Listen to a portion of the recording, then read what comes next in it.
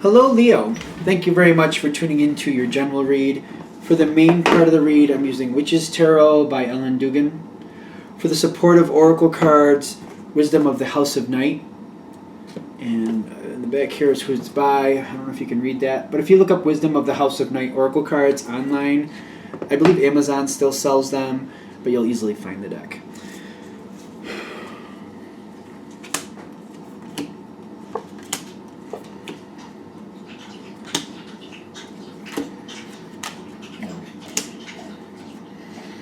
Nope, get it there.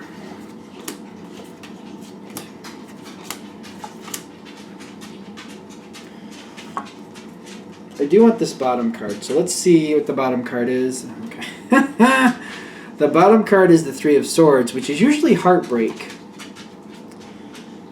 Somebody's not going to be happy. And I have to say, I feel like this is a mutual situation. There's a change. I'm feeling a change coming, I have to be honest. And you're probably already in the midst of this. It seems like it's a change that's taking a long time. It's slowly coming together. It's something you have to work at, this change. It's just like it's slowly, like day by day. It's almost like building a house. It's kind of like it's slowly happening. The change is coming. It's just taking forever and a day. But I'm also getting this change is not something you like. This is Leo, and I feel like this is rough. You're not liking this. Now, you got letting go is a part of this. You've got the Moon card in here, which is telling me you don't know exactly what's happening. You're just trying to go forward on faith. I'm also getting the High Priestess of Air. You're trying to voice how you feel. And you got the Hope card here. All this at once. You're trying to be optimistic. It's just going really slow. So you don't know exactly where things are going. There's certain things you've got to let go of. You're trying to be hopeful this is going to work out, and you're communicating best you can. In the center, you have self-worth. Kind of like, I feel like this is bothering you to the point where it's just not coming together in a sense.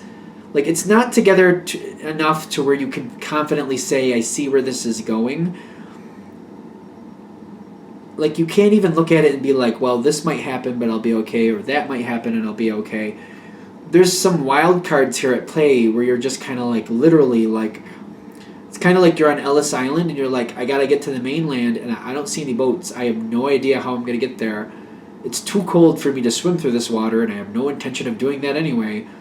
I mean, helicopters come and go, but I don't know. How am I going to get over there?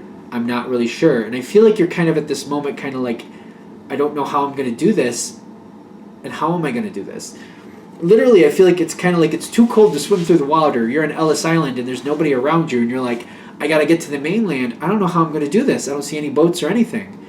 And you're having this moment like, I don't even know what to do. You're more than willing to do whatever needs to be done, but you're like, there's nothing around me. Like, what am I supposed to do? Like, there's nothing around me to help me. This is where the temperance comes in. Like, a boat will show up, for example, or some type of transportation will show up. It's just you have to wait for it to come together, and you're slowly waiting for it, and you're not enjoying it. And the fact that you even have to leave the island is really sad, because you got the Three of Swords, kind of like, you're not feeling very good about this. It's almost like somebody left you stranded there. They just kind of left you, and you just kind of realized everybody left, and then you're just kind of sitting on the island all by yourself, and you're like, now what do I do? I'm here by myself. How am I going to get over there? Like, people just left me here, nobody looked for me? You're not happy about this. Not happy at all is kind of what I'm getting. Even though you're hopeful in the sense of like, you know, somebody sooner or later has to find me, you're still not happy to get left behind anyway. Now, this feels very complicated, so if we're going to try to condense it, I don't know if we can. You're just not in a good mood because it's going to take time to fix the situation, and you're trying to let go of your attachment to the outcome, but you're like, something has to change here. You're not happy. I'm getting that very, very well. Now, as things keep going on here, you got the High Priestess of Spirit, and you got the Movement card. Like, things are happening around you. It's almost like if we're going to use that Ellis Island analogy for whatever reason, you're seeing motion around you. You're finally seeing people. That's fun. Sorry, I don't know if you heard that, but I don't know what just fell behind me, but something fell. You're seeing boats out in the distance, helicopters. You're seeing things go on around you. They're at a distance and you can't really get their attention, but you're like, all right, something is coming towards me. And you're feeling a little more hopeful, like, all right, this is clearly going to end sometime fairly soon. But it's kind of like you're seeing this motion go on around you, yet you can't seem to affect it just yet. And I'm getting the moon card on your side, kind of like, all right, I see this motion out here in the distance. I'm assuming it's going to come my way soon enough. I'm assuming it will. But I just got to sit here and wait. Like, I can't get anybody's attention. It's almost like no matter what you do, you just can't seem to get their attention, and they're not coming any faster. You're just kind of waiting. And that's the moon card here. I feel like the situation is dragging on, and you're just kind of like, I see the end coming. I see somebody coming, but I can't seem to get their attention to realize they need to come here and help me. So I'm waiting for them to realize and figure it out. I can't seem to affect them. Movement is happening around you, though. And the High Priestess of Spirit is telling me, yeah, the end is in sight for you. But it's, again, waiting. It's very exasperating, in my opinion. When it finally does happen, when resolution comes, like you've been waiting. When a boat finally hits that Ellis Island, and you get to get on that boat to get over to the mainland, from that point on, things go quickly. You don't feel like you're waiting anymore. It's one to the next. You keep in motion. You're going. And then the situation seems like it's solved. After it's solved, I feel you having to reevaluate this yourself, kind of like, how did I even end up in that situation? And why did it take so long to get out of it? Because I feel like even though you get out, when it finally moves forward, it does move forward quickly when things finally click in place. But it took so long that you're really kind of like, I don't want to go through that again. So how did I end up in this situation to begin with? And is there anything I can do to keep myself from getting into it again?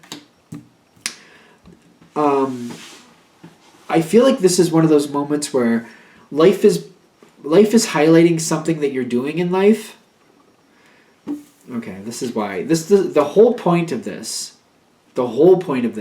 like especially if this is hitting with you, like, yep, I'm getting kind of stranded.